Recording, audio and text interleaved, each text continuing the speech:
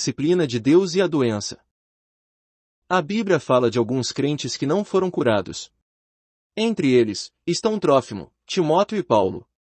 E esses homens estão entre os mais espirituais. Paulo afirma que deixou Trófimo doente em Mileto, 2 Timóteo 4:20. Além disso, exortou Timóteo a que tomasse um pouco de vinho por causa do seu estômago e das suas frequentes enfermidades, 1 Timóteo 5:23. O próprio Paulo experimentou um espinho na carne, que o fez sofrer muito, e o debilitava bastante, 2 Coríntios 12:7. Fosse qual fosse a natureza desse espinho, problema nos olhos ou alguma outra doença, ele maltratava sua carne. Todos sentimos muito desconforto pela simples picada de um espinho num dedo. No caso de Paulo, porém, era um espinho enorme. O incômodo era tão intenso que ele se referiu à sua condição física como fraqueza. Apesar de esses 3 homens serem crentes extremamente espirituais, nenhum deles foi curado. Esses irmãos tiveram de suportar a doença. É evidente que as consequências de uma enfermidade diferem bastante dos efeitos do pecado. O pecado não produz nenhum fruto de santidade, já a doença, sim. Quanto mais uma pessoa peca, mais corrupta se torna. A doença, porém, produz o fruto da santidade, porque por ela Deus está aplicando sua disciplina sobre o doente. Sob tais circunstâncias, convém que aprendamos a submeter-nos à poderosa mão de Deus. Se alguém está enfermo, deve buscar a presença do Senhor, para resolver o problema das causas da doença. Se, depois disso, a mão de Deus continuar pesando sobre ele, deve entender que essa enfermidade tem algum propósito, como, por exemplo, refreá-lo para que não se torne orgulhoso nem libertino. É preciso, então, aceitar a doença e assimilar as lições que ela contém para nós. Se não aprendermos essas lições, a enfermidade não nos trará nenhum proveito. Por si só, a doença não santifica ninguém. Contudo, atentando para as lições que ela ensina, podemos alcançar a santidade. Há casos em que, durante o período da enfermidade, o crente piora espiritualmente, tornando-se ainda mais egocêntrico. É por isso que, nessas ocasiões, precisamos descobrir qual a lição que Deus quer que aprendamos. Temos de ver que proveito podemos extrair dela. Pode ser que a mão de Deus esteja sobre nós para nos manter mais humildes, como aconteceu a Paulo. Disse ele, para que não me ensoberbecesse com a grandeza das revelações, 2 Coríntios 12:7. Ou pode ser que estejamos praticando um individualismo obstinado que Deus deseja enfraquecer. Qual seria a utilidade da doença, se ela não nos levasse a aprender as lições da fraqueza? Muitos estão doentes em vão, porque jamais aceitam que o Senhor toque em seus problemas específicos, e os resolva.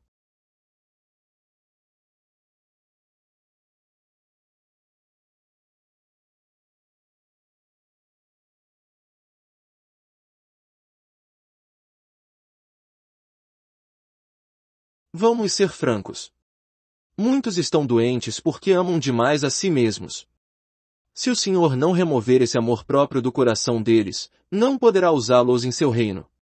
Portanto, temos de abandonar o amor próprio. Alguns não pensam em mais nada, a não ser em si mesmos. O cosmo inteiro parece girar ao redor deles. Eles são o centro da Terra e também do universo. Dia e noite, estão voltados para si mesmos. Todos existem em função deles. Tudo gira ao seu redor. Até mesmo Deus, nos céus, é para eles, Cristo é para eles, a Igreja, também. Como é que o Senhor pode destruir tal egocentrismo? Por que é que algumas doenças são difíceis de curar? Observemos que tais doentes buscam intensamente a compaixão dos outros. Se parassem de desejar essa piedade, sua doença logo desapareceria. Um fato impressionante é que muitos estão doentes simplesmente porque gostam de tal situação. Quando enfermos, recebem muita atenção e amor de que comumente não desfrutam quando estão com saúde. É muito comum essas pessoas adoecerem só para poder ser amadas. Tais indivíduos precisam de uma repreensão severa.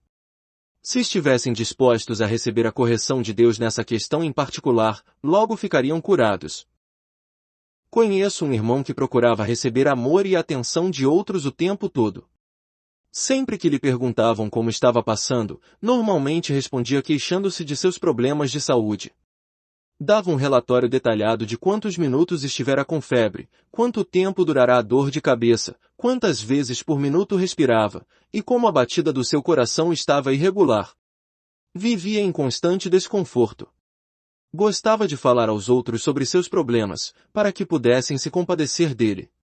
Não conversava sobre outro assunto a não ser a interminável história de suas doenças. E às vezes ainda queria saber por que Deus nunca o curava. Reconheço que é difícil falar a verdade, o que às vezes pode nos custar caro. Certo dia, senti-me impulsionado a dizer-lhe, com todo carinho, que sua doença prolongada se devia ao amor que ele tinha por ela. Ele naturalmente negou. No entanto, insisti, dizendo que ele tinha medo de que sua enfermidade desaparecesse.